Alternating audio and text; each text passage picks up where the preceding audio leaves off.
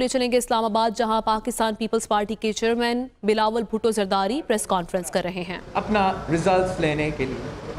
ہمیں سب یاد ہے کس طریقے سے یہ جو سارے کے سارے ریزلٹس لے کر آئے تھے، ان کا کوئی لیگل سٹینڈنگ نہیں ہے، اور وہ اس لیے آپ کا جب ووٹ کاؤنٹ ہوتا ہے تو ہر کینڈیڈیٹ کا حق ہے کہ ان کا پولنگ ایجنٹس پولنگ سٹیشنز میں بیٹھے ہو، وہ اس کاؤنٹ کو سپروائز کرے۔ اور جیسے آپ سب کو پتا ہے، پاکستان بھر میں پولنگ ایجنٹس کو پولنگ سٹیشن سے باہر نکالا گیا تھا۔ اس الیکشنز میں ہمیں سب پتا تھا کہ فارم 45 کا کیا اہمیت ہے، اور پاکستانی قوم کو یہ سمجھانا کہ فارم 45 کا کیا اہمیت ہے، اس میں عمران خان صاحب کا اپنا بہت ہی بڑا کردار ہے۔ لیکن 90% فارم 45 جو اس سلیکشن کے تھے وہ آج تک غائب ہے۔ غائب اگر نہیں ہے تو اس میں پولنگ ایجنٹس کے سگنیچرز نہیں ہیں۔ اگر پولنگ ایجنٹس کے سگنیچرز نہیں ہیں تو اس کا کیا لیگل سٹینڈنگ ہے؟ جس طریقے سے ہمارا ادارے اس الیکشنز میں متنازع ہوئے، ماضی میں کسی الیکشن میں ہمارے ادارے اتنے متنازع نہیں ہوئے تھے۔ یہ پاکستان کا شاہد واحد الیکشن تھا، پہلا الیکشن تھا جس میں ہر پولنگ سٹیشن میں باہر اور اندر ہمارا فوج کو کھڑا کر دیا گیا۔ اس الیکشن سے پہلے Pakistan Peoples Party national assembly میں نہیں، نیشنل اسمبلی ختم ہو چکا تھا، سینٹ میں پارلیمان میں اور پارلیمان کے باہر اس ایشو پہ ایجیٹیٹ کرتا رہا کہ اگر آپ نے سیکیورٹی دینا ہے تو سیکیورٹی کے حد تک آپ باہر کھڑا ہو سکتے ہیں، اندر کھڑا ہونے کا کیا قانونی آئینی یا لاجیکل جہاز بنتا ہے؟ جبکہ آپ نے جب دہشت گردی عروج پہ تھا، جب 2007 کے الیکشنز چل رہے تھے، جب پاکستان کے سڑکوں پہ پاکستان کے عوام کا خون بہ رہا تھا، جہاں پاکستان کے ہر صوبہ میں شہید محترمہ بینظیر بھٹو کے شہادت کے بعد آگ جل رہا تھا، اس ماحول میں جب آپ نے الیکشنز کیے تھے تو تب ہر پولنگ سٹیشن کے اندر اور باہر فوج نہیں تھے۔ جب آپ نے 2013 کے الیکشنز کیے تھے تب بھی دہشت گردی کا خطرہ تھا، تب بھی ہمارا کینڈیڈیٹس اغوا ہو رہے تھے، تب بھی آپ نے ہر پولنگ سٹیشن کے اندر اور باہر فوج کو کھڑا نہیں کیا تھا۔ لیکن پتہ نہیں کیوں، جبکہ ضیاء الحق کے دور میں نہیں ہوا، جبکہ مشرف کے دور میں نہیں ہوا، ہمارا سمجھ سے باہر ہے کہ کیوں عمران خان کے لیے یہ سٹیپ لیا گیا۔ اس سے میں سمجھتا ہوں کہ ہمارا الیکشن پروٹیسٹ متنازع ہوئے، اور وہ لوگ جن کو متنازع کبھی بھی نہیں ہونا چاہیے، جن کو کبھی کسی بھی صورت میں کسی بھی سیاسی رنگ کو نہیں آنا چاہیے، جب آپ پولنگ سٹیشنز کے اندر ہوں گے، جب آپ پولنگ سٹیشنز کے باہر ہوں گے، جب چھٹی وہ پول سلپ کلیکٹ کرنے کے وقت آپ وہاں ہوں گے، جب پولنگ ایجنٹس کو پولنگ سٹیشنز کے باہر پھینکنے کے وقت آپ وہاں ہوں گے، تو پھر متنازع ہو جائیں گے۔ تو میں سمجھتا ہوں کہ جتنا نقصان اس الیکشن نے ہمارا سسٹم کو کیا تھا شاید ماضی میں، اتنا نقصان نہیں ہوا۔ اور اتنا جو دہشت گردی کے واقعے ہوئے تھے اس الیکشن میں، وہ بھی ہوئے تھے۔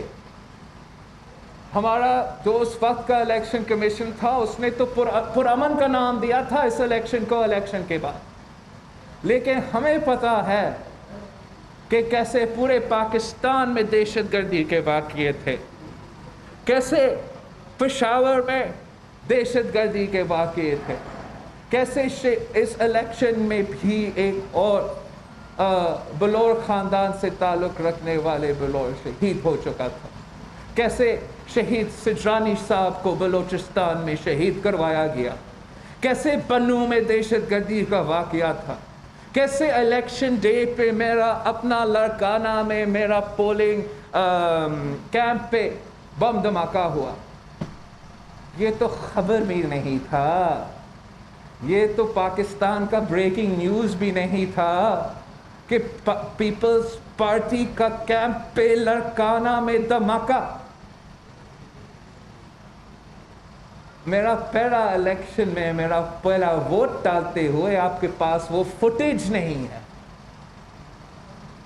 آپ کو میڈیا کو جن کا حق تھا، جن کو پاکستان کے عوام کے آنکھ بند کے ہمارے پولنگ سٹیشنز پہ اور اس پروسیس کو بے نظر رکھنا تھا، آپ کو بھی ایکسیس نہیں دلوایا گیا، اور اس کے نتیجے میں جو الیکشن ریزلٹس نکلے پہلے دن سے کوئی لیجیٹیمیسی نہیں تھا، اور جتنے دن یہ حکومت اب حکومت میں رہ چکے ہیں، اب سارے پاکستان ایک پیج پہ ہے، پاکستان کے عوام ایک پیج پہ ہے، ہر صوبہ سے تعلق رکھنے عوام ایک پیج پہ ہے۔ وہ یہ پیج ہے کہ اس سلیکٹڈ عمران کو جانا پڑے گا، کہ اس سلیکٹڈ عمران نے جو نقصان پاکستان کی جمہوریت کو کیا ہے، جو نقصان اس سلیکٹڈ عمران نے ہمارا معیشت کو کیا ہے، وہ آپ کے سامنے ہے۔ تاریخ میں ہم اتنے برے معاشی صورتحال کے مقابلے کبھی نہیں کیے ہیں، اور آگے جا کے اگر یہ سلیکٹڈ رہے گا تو ہمارا معاشی حالات مزید برائی کی طرف چلا جائے گا۔ تو جمہوریت کو نقصان، معیشت کو نقصان، ہمارا سوسائٹی کو نقصان، لیکن سب سے بڑھ کر ایک پینڈیمک کے دوران جب ایک لیڈر نہیں لیکن کٹ پتلی راج کر رہا ہے، تو جس طریقے سے ہر پاکستانی کا صحت اور زندگی کو نقصان رہا ہے اور آج تک ہے، وہ بھی اس وزیر اعظم کی وجہ سے ہے۔ ایک بڑا وجہ سپوزڈلی اس وزیر اعظم کو لے کر آنا وہ یہ تھا کہ ہم نے ایک کرپشن فری پاکستان بنانا تھا، ایک کرپشن فری پاکستان بنانا تھا۔ اور اگر آپ صاف شفاف صادق اور امین عمران خان صاحب کو بس اس کو وزیر اعظم کی کرسی پہ بس بٹھا دینا، تو 90 دن کے اندر ہی اندر پاکستان میں کرپشن ختم ہونا تھا۔ اب آپ پوچھیں عوام سے، پاکستان کے عوام سے، آج نیا پاکستان میں کتنا کرپشن ہو رہا ہے، نیا پاکستان میں کتنا کرپشن ہو رہا ہے۔ ٹرانسپیرنسی انٹرنیشنل سے پوچھیں، ٹرانسپیرنسی انٹرنیشنل میں تو ایک سیاسی جماعت ہوں، میرا رائے ہوگا، لیکن ٹرانسپیرنسی انٹرنیشنل کا اپنا انالیسس ہے کہ جو کرپشن نیا پاکستان میں سلیکٹڈ دور میں ہوا ہے، پاکستان کی تاریخ میں اتنا کرپشن نہیں ہوا۔ اگر اس عمران خان نے کہا تھا کہ اس نے کسی کو NRO نہیں دینا تھا، اس نے اپنا دور حکومت میں سب سے زیادہ ایمنسٹی سکیمز دلوائے ہیں، ہر کرپشن منصوبہ کو تحفظ دلوایا ہے۔ سب سے پہلے جو سب سے بڑا وائٹ ایلیفنٹ ہے ہمارا، وہ BRT کا جو منصوبہ آج تک متنازع ہے، اس کو NRO دلوایا گیا ہے۔ سنا ہے کہ ان دوستوں کو مزید کام ملا ہے وفاقی حکومت کی طرف سے، اس پہ کرپشن، معلم جبا کا کرپشن، بلین ٹری سونامی کا کرپشن، ہر منسٹر کا، ہر ایڈوائزر کا، ہر اسپیشل اسسٹنٹ کا جو ایسٹس ابھی ڈکلیئر کیے گئے ہیں، کیا کسی میں ہمت ہے ان سے پوچھنا کہ ان کا ایسٹ بیونڈ مینز کا کیس نہیں بنتا؟ خورشید شاہ کی طرح پہلا گرفتار پھر سوال پوچھنا کا کیس نہیں بنتا؟ عمران خان صاحب نے ہر مافیا کو NRO دلوایا ہے. چینی چوری میں NRO, آٹا چوری میں NRO, تیل چوری میں NRO, اور سب سے بھر کر آپ کے سامنے کلبھوشن یادو کے لیے بھی NRO.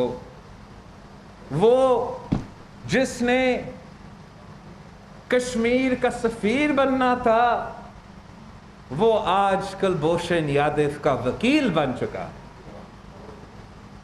اب آپ سب نے ہمارا وزیر قانون کا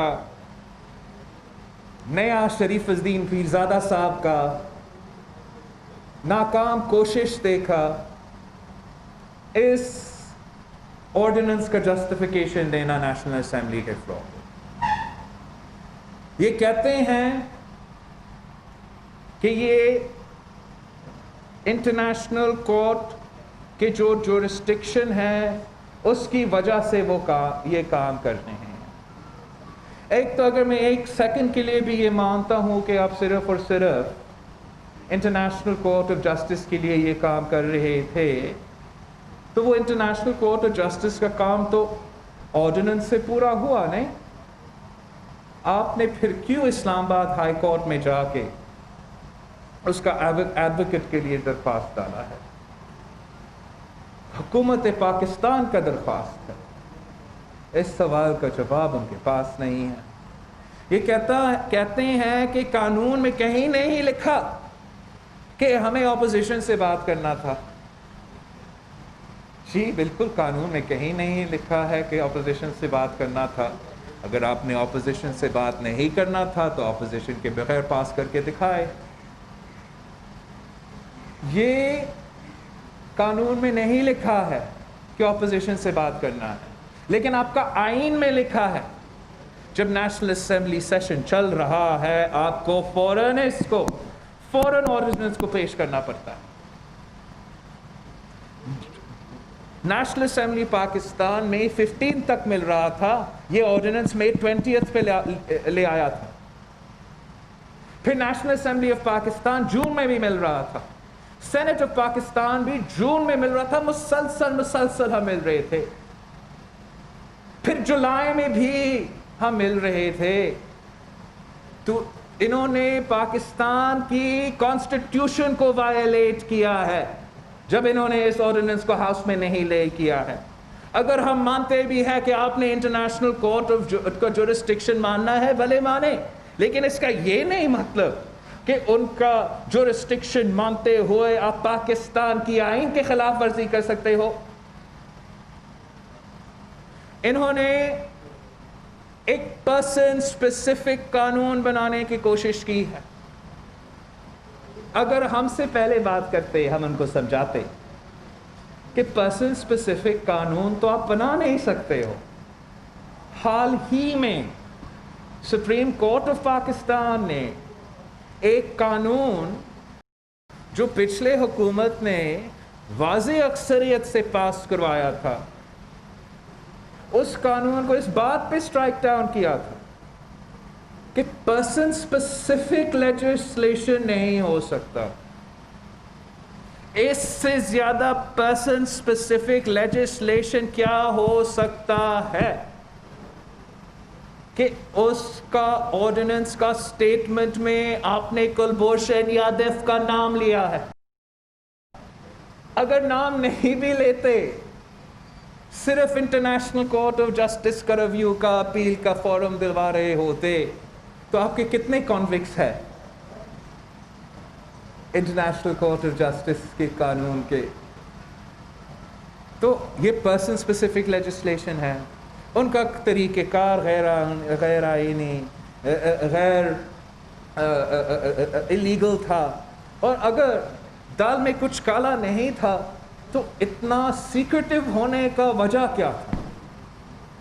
آپ نے ہم سب سے کیوں چھپائے؟ یہاں تک کہ آپ نے پارلیمنٹ اور نیشنل اسمبلی سے کیوں چھپایا؟ اور ایک اور بات جو سب سے حیران کن بات ہے کہ آرڈیننس کے اندر انہوں نے 60 days دیے تھے کلبھوشن یادو کو اور بھارت کی کونسلیٹ کو اس آرڈیننس کا فائدہ لینا. اس 60 ڈیز میں نہ کلبھوشن یادو نے نہ بھارت نے اس آرڈیننس کا فائدہ اٹھایا, اور نہ ہی آپ نے اس 60 ڈیز میں یا اس 60 ڈیز سے پہلے پارلیمنٹ تک سے پوچھا. تو آپ کا ارادہ یہ تھا نا کہ ہمیں پتہ ہی نہیں چلتا کہ آپ کا چھپی ہوئی آرڈیننس سے جو آپ نے اخبارات میں بھی نہیں چھپوائے, وہ 60 ڈیز کے اندر کلبھوشن یادو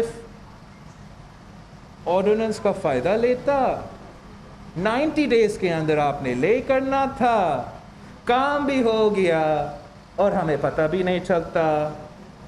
آپ کے لیے مسئلہ صرف ایک ہے کہ پاکستان پیپلز پارٹی نے کبھی بھی اس ملک کے نیشنل انٹرسٹ پہ کمپرومائز نہیں کیا ہے, اور کبھی بھی انسانی حقوق پہ اور انٹرنیشنل لا پہ کمپرومائز نہیں کیا ہے. ہم ان ساری چیزیں کو دیکھتے ہیں, اور جیسے ہی پاکستان پیپلز پارٹی نے اس ایشو کو پکڑا, سینٹ میں اٹھایا, پریس کانفرنسز میں اٹھائے, تو پھر آپ نے سوچا کہ یہ شاید مسئلہ بن جائے گا, ہم نیشنل اسمبلی میں لے کر آئے. لیکن آج تک میں آن دا ریکارڈ ڈال رہا ہوں کہ حکومت نے پاکستان پیپلز پارٹی سے, میرا جماعت سے, مجھ سے کوئی رابطہ نہیں کیا, کوئی کانٹیکٹ نہیں کیا, نہ ہمارے رائے لینے کے لیے, ہمیں بتانے کے لیے کہ وہ اتنے بڑے کام کرنے جا رہے تھے. اور یہ میں سمجھتا ہوں صرف اور صرف غیر سیاسی کٹ پتلیوں کا یہ کام کر سکتے ہیں, جن کا سیاست کا کچھ پتہ نہیں, جن کو ہر چیز کو ان کو سمجھ ہی نہیں آتے. جب اپنے قوم کے لیے بڑے فیصلے لینے ہیں تو آپ کے اس پہ کنسنسس بنانا پڑتا ہے. ان میں نہ یہ صلاحیت ہے, نہ وہ اہلیت ہے. ہر کرائسس کو وہ کیٹاسٹروفی میں تبدیل کر دیتے ہیں, اور جتنا دیر یہ حکومت میں رہے گا, پاکستان کا ہر کرائسس سے کیٹاسٹروفی میں تبدیل ہو جائے گا. اب میں جانتا ہوں یہ پریس کانفرنس زیادہ لمبا ہو چکا ہے, لیکن میرے سامنے پی ٹی آئی کا مینیفیسٹو بھی ہے, اور میں تھوڑا ٹائم اس پہ دینا چاہ رہا ہوں کہ اس مینیفیسٹو سے چلے, جیسے بھی ہے ویسے بھی ہے, سلیکٹڈ تو ہے, لیکن حکومت میں آئے تھے, اور ایسے حکومت میں آئے ہیں جیسے کسی اور کو اتنا سپورٹ نہیں ملا ہے ماضی میں. تو ان کا ڈیلیوری بھی سب سے بہتر ہونا چاہیے, سب سے آگے ہونا چاہیے. ہاں, کوئی رکاوٹ ہی نہیں. ہر وعدہ پہ پی ٹی آئی حکومت نے جو بھی وعدہ کیا ہے, مینیفیسٹو میں, جلسے میں, وزیر اعظم صاحب کی طرف سے خود, ایک وعدہ بھی آپ بتائیں مجھے کون سا وعدہ پورا کیا؟ ہم نے کور کر دیا 90 دن میں کرپشن کو ختم ہونا تھا, وہ تو نہیں ہوا. پہلے 100 ڈیز میں آپ نے جنوبی پنجاب کا صوبہ بنانا تھا, ابھی تک فیصلہ نہیں کر سکتے کہ دفتر کہاں ہوگا. انہوں نے 50 لاکھ گھر بنانے تھے, پتہ نہیں کتنے کروڑ پاکستانیوں کو بے گھر کر دیے. انہوں نے 1 کروڑ نوکریاں دلوانا تھا. تاریخ میں جتنے پاکستانی اس حکومت میں بے روزگار ہو چکے ہیں, ماضی میں کسی حکومت میں ایک وقت میں اتنے لوگ بے روزگار نہیں ہو چکے ہیں. پاکستان کی پورا کا پورا تاریخ میں ہم کبھی بھی نیگیٹو گروتھ میں نہیں آ چکے ہیں. اب یہ خود مانتے ہیں, اپنے اکنامک سروے مانتے ہیں کہ پری کووڈ کا لاک ڈاؤن وہ نیگیٹو گروتھ میں تھے. پاکستان کی معیشت کو جتنا نقصان اس حکومت نے کیا ہے, ماضی میں کسی حکومت نے ہمارا معیشت کو اتنا نقصان نہیں پہنچایا ہے. ان کا چیپٹر 2 جو ہے مینیفیسٹو کا, وہ گورننس پہ تھا. اس کا پہلا ایک پوائنٹ ہے اس میں کہ انہوں نے نیب آرڈیننس کو ریویو کرنا تھا, اسٹرینتھن کرنا تھا اس کا mandate, independence, and the appointment process for the NAB chairman. اس کام میں اس کام پہ انہوں نے کوئی پروگریس نہیں دکھایا. انہوں نے پورا پاکستان کو ٹرانسفارم کرنا تھا by devolving power and decision making to the people through an empowered local government. جب سے پی ٹی آئی کی حکومت میں آئی ہے، جہاں چاہے خیبر پختونخوا میں ہو، چاہے پنجاب میں ہو یا ان کا اتحادی ہو بلوچستان میں، ان کا پہلا کام کیا تھا؟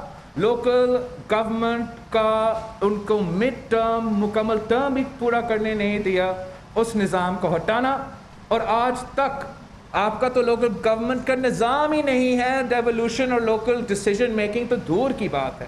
اور میں فخر کے ساتھ کہہ سکتا ہوں کہ سندھ میں آج پہلی بار اگست کے مہینے میں انشاءاللہ تعالی ہمارا جو پورا سندھ کا لوکل گورنمنٹ کا نظام ہے، جس میں کچھ جگہ میں میرے مخالف کی بھی حکومت ہے، جہاں میرا کیپٹل شہر میں میرا مخالف کا حکومت ہے، میں فخر سے کہہ سکتا ہوں بہتری کی گنجائش ہوگا میرا لوکل باڈی کا نظام ہے. لیکن میں فخر کے اس کہہ سکتا ہوں کہ میں پاکستان میں واحد وہ صوبہ ہے جہاں میرا لوکل گورنمنٹ اپنا ٹرم مکمل کرے گا. اور یہ اس سلیکٹڈ دور میں ایک جمہوریت کی جیت ہے. اور اب ان کو اپنے عوام کو اگلے الیکشن میں فیس کرنا پڑے گا. اگر وہ مطمئن ہو ان کا کام میں، ان کا محنت میں، تو وہ ان کو پھر سے منتخب کریں گے. مطمئن نہیں ہے، کسی اور کو موقع ملے گا. ڈیولوشن ان کا بات کرتے ہیں، تنقید ہم پہ ہوتا ہے، لیکن ایک ہی جگہ ہے پورے پاکستان میں جہاں آج تک لوکل گورنمنٹ جاری ہے.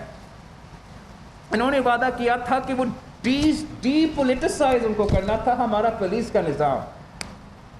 اور اس کا جس تیزی کے ساتھ آئی جی چاہے پختونخوا کا ہو یا خاص طور پہ پنجاب کا ہو یا یہاں اسلام آباد کا ہمارا کیپٹل کا ہو، تبدیل ہو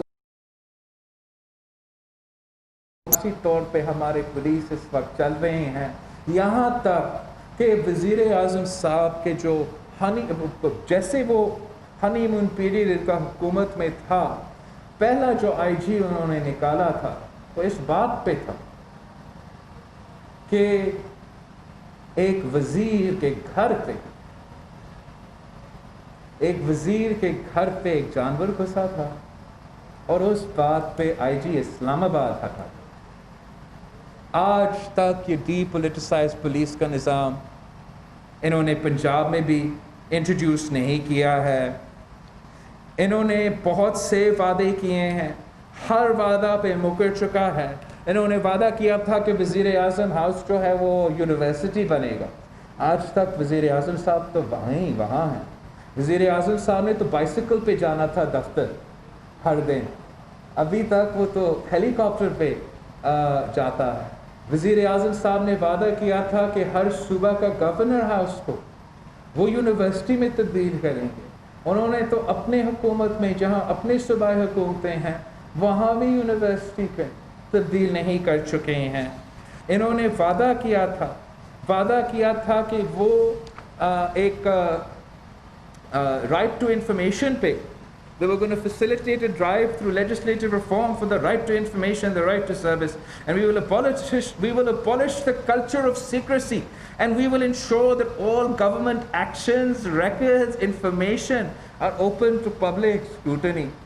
اب نیشنل اسمبلی کے ممبر ہوتے ہوئے جو ہمارا حق ہے آپ کے ڈاکیومنٹس دیکھتے کے لیے، ہمیں نہیں دیکھنے کی اجازت دیتے. پاکستان کی عوام تو دور کی بات ہے. یہ پورا کا پورا لسٹ ہے، میں آپ سب کے ساتھ شیئر کروں گا. ہر وعدہ پہ میں نے ان حق کا ہر پیج سے میں I've gone through their manifesto, and ہر جگہ سے، ہر موقف سے، ہر وعدہ سے وہ مکر چکے ہیں، یو ٹرن لے چکے ہیں، ستیہ ناش کر چکے ہیں، ہمارا جمہوریت کا جنازہ نکال دیے ہیں، ہمارا معیشت کو تباہ کر چکا ہے. آج تک یہاں تک کہ ہر پاکستانی کا فصل آج خطرہ میں ہے، ہر پاکستانی کا صحت اور زندگی خطرہ میں ہے. اس سلیکشن کا جو بوجھ ہے پاکستان کے عوام آج تک اٹھا رہے ہیں. اب ہمیں فیصلہ کرنا ہے کہ ہم کب تک اس پہ انسسٹ کرتے رہیں گے کہ اس سلیکٹڈ کو ہی رہنا ہے, جو بھی حال ہو ہمارا ملک کا, جو بھی حال ہو ہمارا فارن پالیسی کا, جو بھی حال ہو ہمارا معیشت کا. یہ فیصلہ پاکستان کی عوام کو لینا پڑے گا. متین حیدر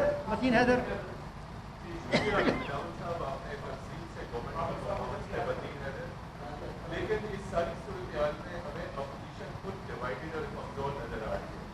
اب 2 سال مکمل ہونے کو ہیں, آگے 3 سال اور بچے ہیں. اگر اپوزیشن اسی طرح ڈیوائیڈڈ رہے گی, کمزور رہے گی, تو حکومت کے لیے تو یہ بہت کمفرٹیبل ٹائم ہوگا. آپ نے کوئی موشن والے معاملے کا ذکر کیا, لیکن آپ کے پاس آپ بھی اپنی کوئی امینڈمنٹ لا سکتے تھے اگر ہمیں پتا ہوتا, لا سکتے تھے اگر اسپیکر صاحب ہمیں موقع دیتا. آج تک وزیر نے تو وہ آرڈیننس جو ہے ہاؤس میں پڑھا بھی نہیں. دور کی بات ہے کہ ہم ان سے کوئی سوال تو پوچھ سکے. یہ اگر جمہوریت میں یقین ہی نہیں رکھتے, پارلیمان میں یقین ہی نہیں رکھتے, اس حکومت کو ہر ایشو کو متنازع بنانے کا شوق ہے.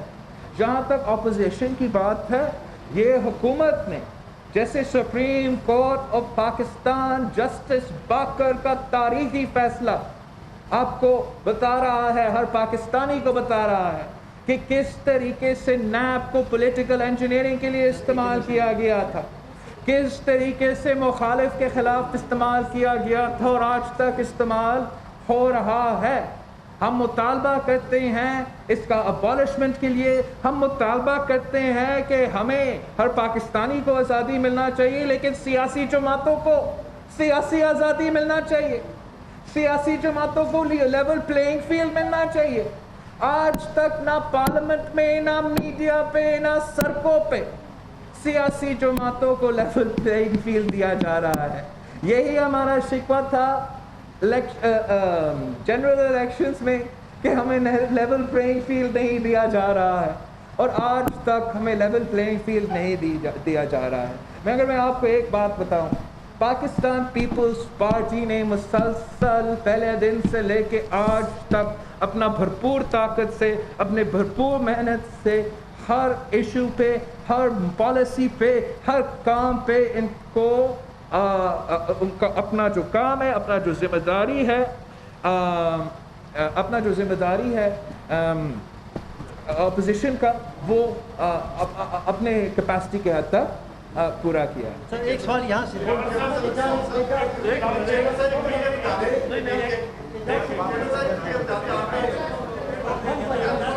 کس کو